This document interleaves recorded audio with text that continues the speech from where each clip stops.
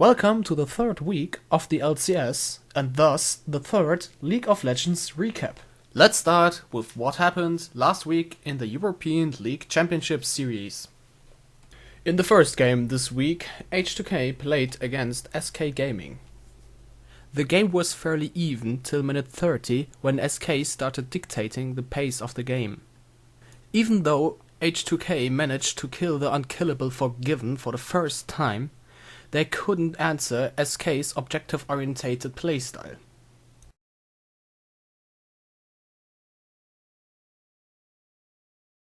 Next up was Fnatic vs Unicorns of Love. In the mid-game, Fnatic and especially Forgiven got a number of kills, granting them 3 towers. Even though Fnatic was slightly ahead now, the Unicorns managed to turn it around after a well-played Baron fight, which got them double inhibs. Thus, a fairly close game ended for Unicorns of Love, which was even until the winning fight. Next up was Meteor Makers with Corey in the mid lane against Elements. Elements, who are known for their passive playstyle, proved with the win over Meteor Makers, which they got after closing the game at 35 minutes in a dominating way, that they can also play aggressive.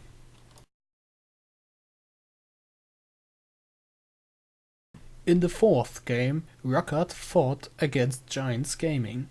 Rockhart only gave away a few towers and kills, otherwise dominating the game with Woolite and Nukeduck playing way better than their lane opponents.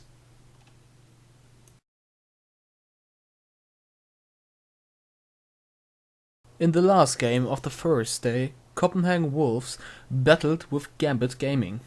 Here, Gambit managed to pull together a good early game and got a lead, which included 4 dragons. But then they tunneled too hard on the 5th Drake, which was denied times and times again by Copenhagen Wolf, granting them the ability to draw the game out and win in the late game with their late game oriented team composition.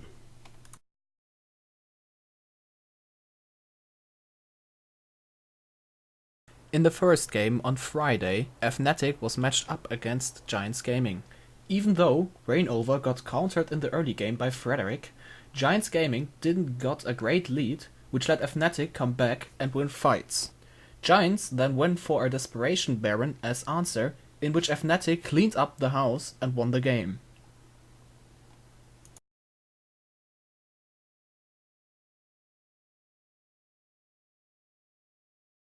Next up on the stage was H2K against Gambit Gaming.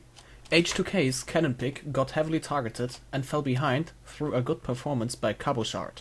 Also Diamond had more impact than Lulex, which helped Gambit's late game composition steamroll through H2K's base after getting 5th Dragon, resulting in Gambit's first win and ending their 5-game losing streak.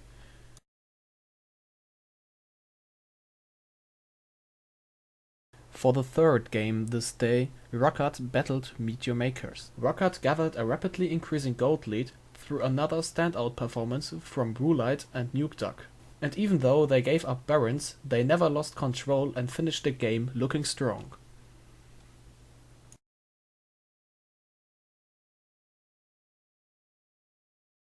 After that, Unicorns of Love fought Copenhagen Wolves for the win. Copenhagen Wolves looked to stall the game out in the usual manner, relying on their late game scalings. And even though Unicorns of Love were ahead in the mid game, Copenhagen Wolves won in the late game through their team composition and a fat freeze on Draven.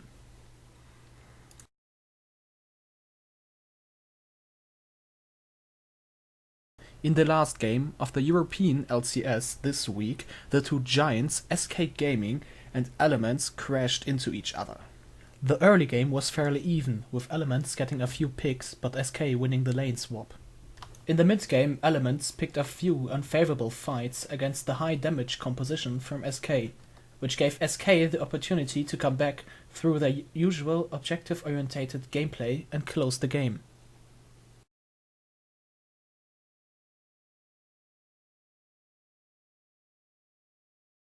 Now let's head over to the North American League Championship Series. The first game of North America was Gravity versus Team Impulse. Gravity's Saint Vicious and Houncer underperformed, with Saint Vicious not being fast enough to react to aggressive plays with Rek'Sai. Whereas Team Impulse seems to have come out of their shell, with both carries being extremely fat and Xiao nearly having 500 CS.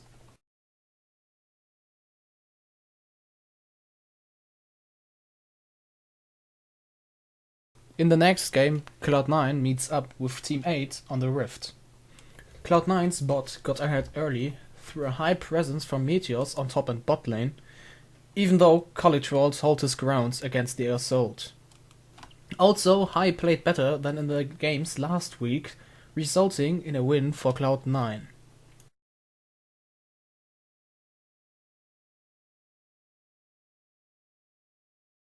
In the third game, Team Dignitas with their new jungler Cloud and Guyan played against Team Solomid. Various members of Dignitas fell greatly behind, except Gamzu, who was doing reasonably well on Rek'Sai top.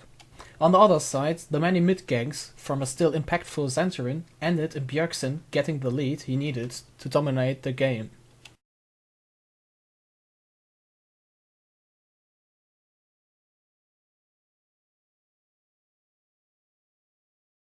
After that, Team Liquid fought against Team Coast. Here, Team Liquid impressed in pick and ban phase by choosing to set Piglet on his signature champion Vayne. Even though, after recent losses, Team Liquid went for a safer playstyle than usual, with Kuraz proving once again that he is a high-skilled top laner by outlaning Impaler and Chris in an amazing 1v2. In summary, Team Liquid showed a better performance, getting the win finally.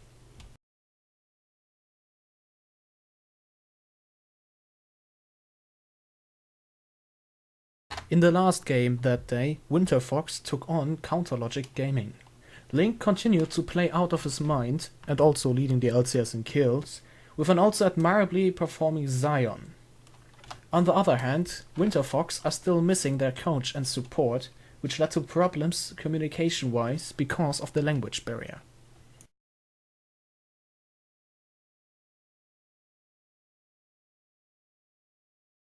The Sunday started with Cloud9 against Team Coast. The game was very kill poor, but compared to its short length, objective rich. The reason herefore were Coast's multiple misreactions to Cloud9 rotational play, which in its term was very good. Cloud9 seems to have re-established some of its former strength, but so far failed to show it against bigger teams.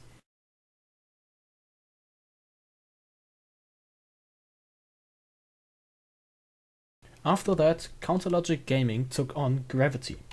Both top laners got extremely starved of gold, but Doublelift and Afromu were able to capitalize on the swap more efficient. Gravity's Saint Vicious looked fairly shaky through the week, being outshined by both I Will Dominate and Xmithy, the latter of whom proved to be a strong roster addition. CLG didn't drop in performance this week and are still holding a strong first place.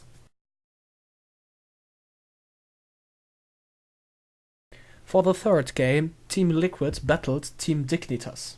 Whether or not Cloud and Guyan will mark an overall improvement over Crumbs is still unclear, but his performance against Team Liquid was rather good, and both Korean roster additions performed outstandingly well. Core JJ and Kiwi Kid especially looked way better than in previous weeks and stepped up to lead Dignitas to victory. But if Dignitas wants to rise in the standings, they will have to show more consistency.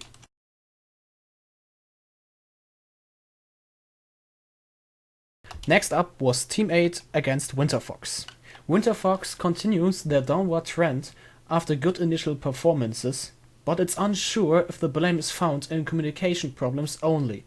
The game showed both questionable drafting by putting their main carry on Lulu mid into a bad matchup, and making multiple mechanical mistakes as well.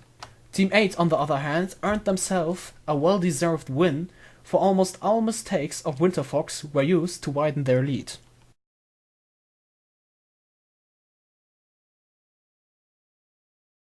For the last game this week, Team Solomid took on Team Impulse.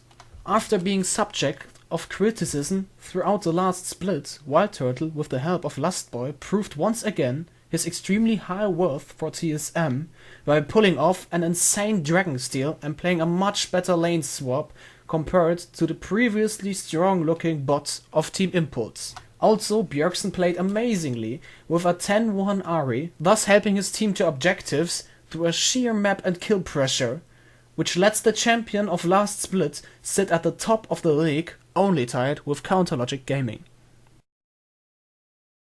If you enjoyed this video or have some advice or useful criticism, please go ahead and comment and or subscribe.